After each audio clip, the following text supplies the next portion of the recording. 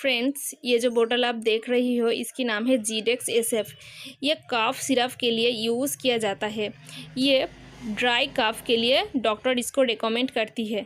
आप भी इसको डॉक्टर्स की सलाह लेने पर ही यूज़ करिएगा। इसकी MRP 152 इसके आसपास रहती है और ये बिल्कुल भी शुगर फ्री है। डॉक्टर रेड्डी ने इसको मैन्युफैक्चर किया है। इसको आप दिन में 3 या 4 टाइम्स इसको यूज़ कर सकती है, 2 चम्मच करके। इसकी साइड इफ़ेक्ट बिल्कुल भी नहीं है। मेडिसिन रिलेटेड और भी जानकारी पाने के लिए मेरी चैनल को ज़रूर सब्सक्राइब कीजिए और कमेंट करके जानइए मेरी ये जानकारी आपको कैसी लगी। Thanks for watching.